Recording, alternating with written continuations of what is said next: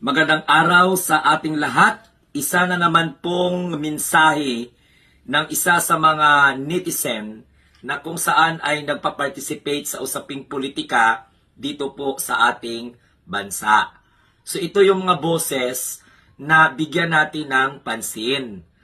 Meron ako nakita sa comment section ng ating post na nagsasabi, okay, na first time daw in the history, kung nababasa po ninyo, first time daw in history na ganito kagulo ang Pinas.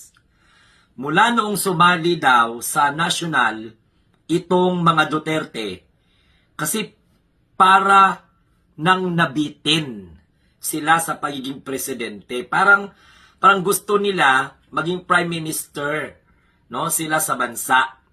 Nahahawak habang buhay sa Pinas. So, hindi na nanahimik pagkatapos ng termino. Sa bagay, kung basahin mo ang mensahe ng isa nating kababayan, may punto siya. Kasi simula nung bumaba si Rodrigo Roa Duterte sa pagka-presidente, hindi na po nananahimik itong mga alipuris niya. Parang gusto nila patunayan na si Rodrigo Duterte lang talaga ang magaling.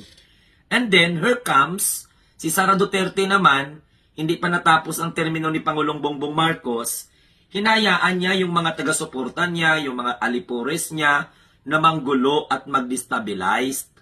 Katunayan nga, si Sara Duterte, habang siya ngayon ay nakaupong pangalawang Pangulo, dumalo pa siya sa mga rally na gusto pababain ang presidente, na alam niya sa sarili niya na siya yung tinatawag na constitutional successor. Dapat, humiwalay siya sa usapin na yun. Kasi siya yung benepisyaryo ng posisyon kung ano ang mangyayari. Kung halimbawa, mababa ang Pangulo sa pwesto. So ito yung mensahe ng ating mga kababayan na totoo nga naman. No? Hindi man 100%, pero tumama talaga sa tama sapagkat sila po kasi ang pamilya na grabe manggulo. Sila yung mga napalibutan ng mga supporter na ginagamit lang sila at yun, wala silang magagawa, gagamitin din nila. Kasi pag hindi nila gamitin yung nagagamit sa kanila na mga supporters nila, hindi na nga maaalala ng tao ang apelyido nila sa politika. So, tama na simula nung pumasok itong mga Duterte sa national level, nagkagulo-gulo na. Dahil, tingnan mo, hindi nila nasasala yung mga supporter nila O, yung mga supporter nila, nagiging dahilan kung bakit palagi na lang pong manghihikayat ng mag-rally. At saka yung ibang mga supporters nila, nawala na sa katinuan. So tama si Kuya na first time in the history na ganito kagulo ang Pilipinas mula nang sumali itong mga Duterte na ito sa politika. Naumpisahan ni Rodrigo Roa Duterte, ngayon na naman si Sara Duterte na ang aga-aga pa nag-declared na tumakbong pagkapangulo ng Republika ng Pilipinas.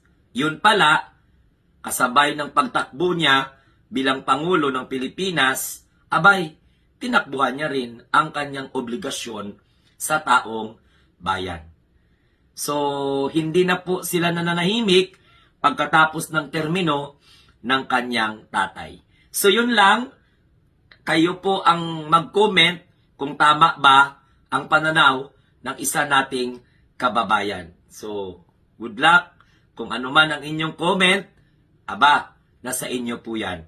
Wala tayong magagawa kundi respetuhin ang inyong mga comment dito po sa comment ni Kuya. Pero sigurado masasaktan ang mga Duterte Dayat supporters nito.